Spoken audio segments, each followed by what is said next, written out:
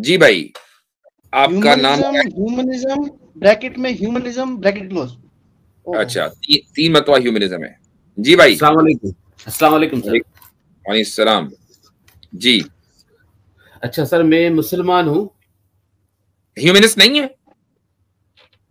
एक मुसलमान जो है वो इंसान परस्त नहीं होता। ह्यूमनिस्ट तो मुसलमान नहीं हो सकता। खुदा परस्त होता है भाई, इंसान परस्त कैसे होगा? इंसान परस्ती और खुदा परस्ती में तो बड़ा फर्क है। नहीं, इंसान परस्ती में इस हवाले से कर रहा हूँ कि इंसानों के लिए उसके दिल में हमदर्दी होती है या नहीं होती है एक मुसलमान के लिए? तो उसको तो ह्यूमैनिटी बोलते हैं, ह्यूमनिज्म तो नहीं बोलते।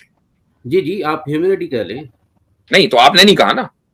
नहीं, तो मैंने कहा आप अपना नाम बदल के आप कहिए कि प्रो ह्यूमैनिटी, आप इस तरह कर ले, वो सब है, हम भी हैं, कोई मसला नहीं है। लेकिन जब आप ह्यूमनिज्म की बात करते हैं तो आप एक खास फिलोसफी और आइडियोलॉजी को रिप्रेजेंट कर रहे हैं। वो आइडियोलॉजी कभी इस्लाम से कंपैटिबल नहीं हो सकती। सही है, वो आपकी बात बिल्कुल सही होगी। लेकिन मैंने शुरू में कहा कि मैं एक मुसलमान हूँ, वो टाइटल जो लिखा हुआ था उसके बाद फिर बात हुई तो उस हवाले से फिर आपने कहा कि ह्यूमनिज्म। तो बहरहाल मेरे जहन में जो एक ह्यूमनिज्म का कांसेप्ट है, हो सकता है कि मैं गलत हूँ, लेकिन मैं एक इंसान परस्त नहीं, लेकिन इंसानों की हमदर्दी के हवाले से मेरे दिल में उनकी तर्जुमा भी जब किया ना इंसान परस्त, ये तर्जुमा भी फिर सामने वाले को डाउट में डालने वाला है कि भाई चूंकि मुसलमान तो खुदा परस्त है, इंसान परस्त तो है ही नहीं। हाँ, इंसानियत के लिए मुसलमान काम करे, वो इंसानियत नवाजी है। जी, बिल्कुल वो इंसानियत नवाजी। अच्छा मुफ्ती साहब, मेरे कुछ बुनियादी कुछ सवालात हैं, तो उस हवाले से मैंने कहा कि ये एक अच्छा फोरम है, तो मैं अपनी नॉलेज में भी वो एक इजाफा हो जाएगा। तो पहला सवाल ये है कि आपकी नज़र में सर, माशाल्लाह आप सब मुसलमान भी हैं, मुफ्ती भी हैं, और मैं भी मुसलमान हूँ, तो ये जो लोग मुलहद हो रहे हैं, स्पेशली क्योंकि दुनिया में जितने भी मज़हब हैं वो सबसे हो रहे हैं, लेकिन मैं पर्टिकुलर इस्लाम की बात करूँगा क्योंकि मैं एक मुसलमान हूँ, तो मुलहद लोग क्यों हो रहे हैं, उस हवाले से आप मुझे कोई बता सकते हैं कि उसका मेन रीज़न क्या हो सकता है कि लोग मुलहद क्यों हो रहे हैं? आपने खुद एनालाइज किया कभी? सर यकीनन मेरी अपनी कोई राय जरूर होगी, लेकिन अब मैं मुफ्ती नहीं हूँ, मैं एक आम सा मुसलमान हूँ। पहले आप अपनी चूंकि सवाल कर रहे हैं, कोई मसला नहीं है, मैं इसको फर्क नहीं पड़ता कि मुफ्ती है कहीं, लेकिन कोई ना कोई आपने एनालाइज किया है, जब भी आपको कंसर्न भी है तो वो आप अपना एनालाइज तो रखें।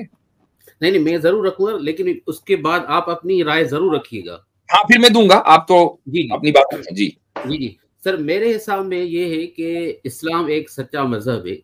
लेकिन भाई मेरे पास भी कॉफी आ गई है आसिम भाई। जी जी भाई, इस्लाम एक सच्चा मजहब है, ये हम बचपन से सुनते आ रहे हैं, लेकिन जो लोग हमें ये बताते हैं ना कि इस्लाम एक सच्चा मजहब है, कुरान अल्लाह की किताब है, तो मैंने ये चीज नोट की है, या मैंने ये चीज ऑब्जर्व की है कि इस्लाम, अल्लाह, रसूल, कुरान के नाम पर जो लोग हमें बताते हैं, उनके किरदार जो है ना, वो उसी इस्लाम, उसी कुरान, उसी नबी करीम सल्लल्लाहु अलैहि वसल्लम के अक़वाल के साथ वो मैच नहीं होते हैं। इसी वजह से मुसलमानों के अंदर जो है खदशात फैलते हैं और फिर वो मुलहद होना शुरू होते हैं। ये मेरी राय है, लेकिन अब आप अपनी राय जरूर दीजिएगा। ठीक, देखें, एक तो ये कि अभी एक इंडिया की रिपोर्ट आई है और मेरे जहन में था कि मैं उसकी ऑडियो चलाऊं, लेकिन वो फिर जहन से निकल गया। अगर किसी के पास हो वो जो सुधीर चौधरी की रिपोर्ट है, तो हमारे हिंदू भाई भी सुन लें कि गुज़िश्ता 10 साल में 13 लाख लोगों ने इंडिया में, सिर्फ इंडिया में, इस्लाम कबूल किया है। जो गवर्नमेंट का डेटा है, जो डेटा नहीं है ना उसकी बात नहीं हो रही, जो डेटा अवेलेबल है गवर्नमेंट के पास, 13 लाख लोगों ने इस्लाम कबूल किया है, और उसके मुकाबले में सिर्फ 50,000 लोगों ने हिंदुइज्म को कबूल किया है। और ये हिंदुइज्म कबूल करने वाले सारे मुसलमान नहीं है, इसमें ईसाई भी होंगे, इसमें जैनी भी होंगे, इसमें बुद्धिस्ट भी होंगे, इसमें सिख भी होंगे। तो इंडिया जिस जगह इस्लामोफोबिया का इस कदर जोर है, वहां पर अगर डेटा के मुताबिक 13 लाख सिर्फ मुसलमान बने हैं, हिंदुओं ने 13 लाख, तो अब आप अंदाजा लगाएं कि ये कहना कि जी एक्स मुस्लिम का जो मूवमेंट है बड़ा चल रहा है और बहुत मजबूती के साथ, और जनाब हमने बांध लगा दी, ऐसा कुछ नहीं हुआ। इंशाअल्लाह सुम्मा इंशाअल्लाह जो कलिमा है इस्लाम का वो बुलंद होकर रहेगा, और बुलंद हो रहा है, पहली बात। दूसरी बात, मुस्लिम सोसाइटियों में इल्हाद है हमें इसका इनकार नहीं है। बहुत से मुल्हिद होंगे, हमें उसका इनकार नहीं है। हम रियलिटी का इनकार करने वाले नहीं है। रियलिटी है तभी हम इस मौजूद के ऊपर काम भी करते हैं और बात भी करते हैं। Right sir. लेकिन जो मुल्हिद बनते हैं उसमें कई सारे फैक्टर्स हो सकते हैं, लेकिन जो मोस्ट प्रेडोमिनेंट फैक्टर है वो प्रॉब्लम ऑफ ईवल है, कि लोग जो है वो प्रॉब्लम ऑफ ईवल को नहीं समझ पाते हैं। और प्रॉब्लम ऑफ ईवल जो जहन में आती है उसका जो मोस्ट प्रेडोमिनेंट रीजन है वो कोई ना कोई लाइफ में होने वाला इंसिडेंट है, जिसको हम मेंटल ट्रॉमा कह सकते हैं। कि आपके जहन में कोई ना कोई आपके साथ ऐसा वाकया हुआ है कि जिसने फिर आपको ये सोचने पर मजबूर कर दिया कि यार अगर खुदा है तो उसने ऐसा क्यों होने दिया। ये जरूरी नहीं है कि वो वाकया आपके साथ पर्सनल हो जाए, आप अगर उस वाकये के विटनेस बन जाएं। मसलन एक यूट्यूबर मुर्तद है, तो जब कोरोना शुरू हुआ तो उसके जहन में आया कि यार अगर खुदा है तो इतने सारे लोग क्यों मर रहे हैं। ये एक ट्रॉमा था कि जिसने फिर उसको प्रॉब्लम ऑफ ईवल की तरफ जो लेकर गया, और जब प्रॉब्लम ऑफ ईवल उसके समझ में नहीं आई तो उसने खुदा का इनकार कर दिया। एक अभी वाकया पाकिस्तान का है, एक बंदा है कि जो जेल में बंद है और जिसको सजाए मौत हो चुकी है ब्लास्फेमी की वजह से। तो उसके साथ जो वाकया हुआ था वो ये कि एक उसके बेटे की मौत हो गई थी और उसके बेटे के दिल में सुराख था, लेकिन उस वाकये ने उसको झिझोड़ कर रख दिया कि यार अगर मेरे साथ ऐसा क्यों हुआ। यानी ये जो ट्रॉमा है ये आमतौर से मुल्हिदों के साथ लगा होता है, चाहे वो बचपन का ट्रॉमा हो या जवानी का हो या आगे चलकर ये किसी और का हो या खुद उनका अपनी जात का हो। ये एक बहुत मेजर फैक्टर है और 70 to 80% जो लोग मुल्हिद हो रहे हैं उनके पीछे यही वजह है। उसके बाद कुछ लोग मुल्हिद होते हैं साइंटिज्म की वजह से। साइंटिज्म का मतलब ये हुआ कि स्कूल में उनको पढ़ाया जाता है। अब आप पाकिस्तान से, मुझे ऐसा लग रहा है पाकिस्तान के, राइट? एम आई राइट? जी जी सर, बिल्कुल। तो पाकिस्तान में कुछ जैसे जो अपर या एलीट क्लासेस हैं उनके स्कूल्स हैं, उन स्कूलों के अंदर जैसे वो है ना एक कौन सा हाउस है वो बड़ा मशहूर स्कूल है, बेकन हाउस। हाँ, तो वहां पर जो है जो निसाब तालीम है वो निसाब तालीम ऑब्वियसली बात है कि इस्लाम से कंपैटिबल नहीं है।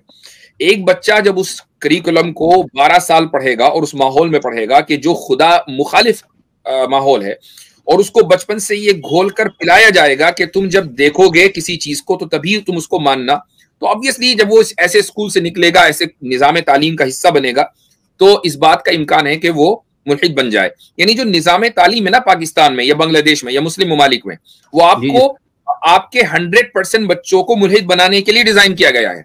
अगर 100% मुल्हिद नहीं हो रहे हैं ना और सिर्फ 1% भी हो रहे हैं तो ये बहुत बड़ा मिरेकल है कि ये 99% क्यों बचे हुए हैं, क्योंकि हमारे बच्चे उस निजाम तालीम का हिस्सा हैं और पूरी लाइफ टाइम हिस्सा हैं। ये दो बुनियादी फैक्टर हैं। ठीक है सर। अच्छा सर, आपने एक बात ऐड करना चाहूंगा। अगर मतलब आपकी पूरी बात को मेरे अकॉर्डिंग, मतलब जो मेरे दिमाग में आता है ना, तो दो चीजों में हम इसको दो फैक्टर्स बता सकते हैं ओवरऑल। एक वो फैक्टर जिसमें साइंटिज्म आ गया, एजुकेशन का वो आ गया, उसमें एक फैक्टर आता है कि lack of Islamic knowledge, proper, simple सी बात। अच्छा, दूसरा एक फैक्टर आता है जिसको बोलते हैं नफ्स परस्ती। जो पहला फैक्टर, जो पहले फैक्टर की वजह से मतलब एथियस्ट बनते हैं, मुल्हिद हो जाते हैं, मुर्तद हो जाते हैं, वो जो है ना वो उनका वापस आना का चांस बड़ा होता है जब हम उनको प्रेजेंट करते हैं, हमारा केस जो होता है, और उनके डाउट्स को क्लियर करते हैं। लेकिन जो दूसरा तबका है ना, जो नफ्स परस्ती के चक्कर में चला गया है, मतलब जिनको है ये है कि भाई मुझे नहीं बैठना मुसलमान, मुझे तो शराब पीनी है, मुझे तो जिना करना है, मेरे को तो ये करना है, उसका कोई चांस नहीं होता हिदायत का। तो ये मुझे लगता है दो फैक्टर हैं जिनको नटशेल में हम बयान करें। बिल्कुल, ये भी है कि नफ्स परस्ती भी एक बहुत बड़ा फैक्टर है। अभी एक साहब की वीडियो में देख रहा था जो ताजा इंटरनेट के ऊपर वारिद हुए हैं और हर एक से डिबेट करते फिर रहे हैं। तो उन्होंने कहा कि अपना वाकया वो बता रहे थे कि मैं मुल्हिद कैसे बना। तो उन्होंने कहा कि मैं 19-20 साल का था, तो मैं एक शायर के यहाँ गया, शराब पी रहे थे वो। तो शायर साहब ने कहा कि तुम्हें पता है कि इंसानियत की जो है वो सबसे बड़ी इन्वेंशन क्या है? तो उन्होंने 2-4 बातें बताई, कह लेंगे नहीं तुम्हें नहीं पता, सबसे बड़ी इन्वेंशन जो है खुदा है। तो शराब के नशे में थे वो, और शराब की इस मस्ती में उन्होंने कहा कि इंसान ने खुदा को ईजाद किया है। और उसके बाद उन साहब ने उन शायर को गलत साबित करने के लिए किन की किताबें पढ़नी शुरू की? रसल की, और जनाब वाला कार्ल सेगन की, और जनाब वाला इसकी रिचर्ड डॉकिंस की। वो किताबें खरीद के लाए कि उन शायर को गलत साबित करेंगे कि नहीं ऐसा नहीं है। किसके? उन लोगों की किताबें के जो ऑलरेडी उसी नजरिए पर यकीन रखते हैं। तो ये जो शराब है, ये कबाब, शराब कबाब, ये ऐसी कशिश है इन चीजों के अंदर कि ये बहुत से लोग अपना ईमान इन चक्करों के अंदर खो बैठते हैं कि वो किसी भी तरह की मॉरल लिमिटेशंस और रिस्ट्रिक्शंस नहीं चाहते हैं। वो कहते हैं कि ऑलरेडी मेरे पास बहुत सारी लिमिटेशन रिस्ट्रिक्शंस हैं, लॉ ने लगा रखी है, स्टेट ने लगा रखी है, मैं अपने ऊपर और मजीद जिम्मेदारियां क्यों लूं। ये एक नफ्स परस्ती है, बहुत बड़ी है, ये भी एक अहम वजह है। अच्छा सर, अच्छा हजरत आप वो बोल रहे थे रिकॉर्डिंग ऑडियो चलाने के लिए सुजीत चौधरी वाली, तो चलानी है? हाँ बिल्कुल चलाएं। तो मैं चला रहा हूँ, एक सेकेंड। पूरी दुनिया में सबसे ज्यादा 13 लाख लोगों ने अपना धर्म परिवर्तन करके इस्लाम धर्म को अपनाया है। अब जो मैं आंकड़ा आपके सामने दे रहा हूं, ये बड़ा चौंकाने वाला आंकड़ा है, इसे ध्यान से देखिएगा। 5 साल में दुनिया भर में 13 लाख लोगों ने, जो पहले गैर इस्लामिक धर्म को मानते थे, उन 13 लाख लोगों ने इस्लाम धर्म को कबूल किया है 5 साल के बीच। ये दुनिया भर के धर्मांतरण की दुनिया भर में आंकड़े हैं आपके सामने, और कहां कहां सबसे ज्यादा हुआ है दुनिया में, वो भी आप इस नक्शे पर देख सकते हैं। और सिर्फ 30,000 लोगों ने अपना धर्म परिवर्तन करके हिंदू धर्म को अपनाया है, यानी पूरी दुनिया में सबसे कम हिंदू धर्म को लोगों ने अपनाया है। इससे आप ये समझ सकते हैं कि इस समय पूरी दुनिया में सबसे ज्यादा लोग इस्लाम धर्म में कन्वर्ट हो रहे हैं।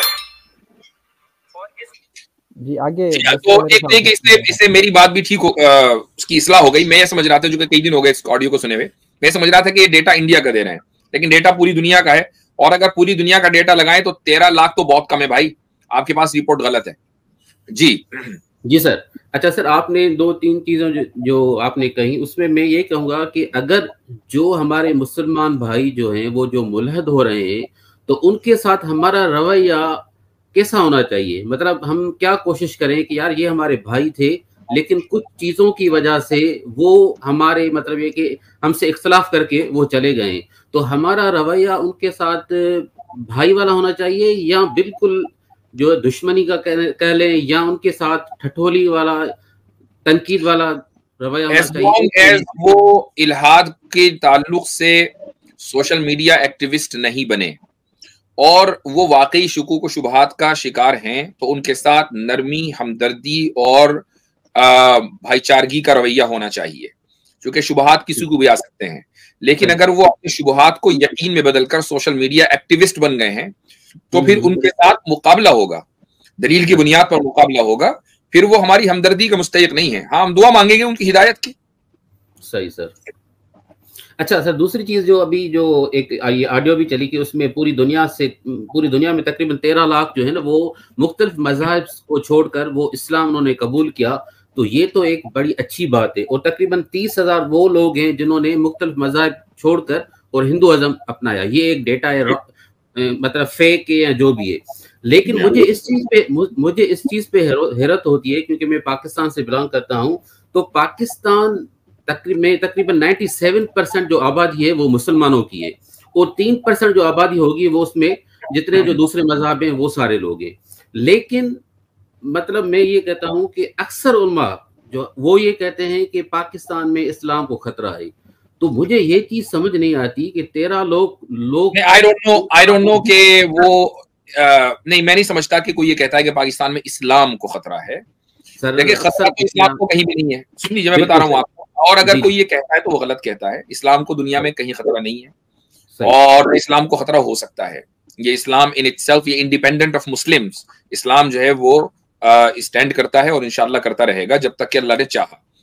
मसला क्या है, मैं आपको बताता हूँ कि किस चीज का खतरा है पाकिस्तान में। पाकिस्तान में जो रूलिंग पावर है ना, वो रिलीजियस नहीं है, वो सारी लिबरल और छुपी हुई, उनमें से बहुत से मुल्हिद भी होंगे, ठीक है। तो वो ये नहीं चाहते कि किसी तरीके से इस्लाम का मुजाहिरा हो, इस्लाम का इजहार हो, तो वो इस्लाम के इजहार को दबाना चाहते हैं।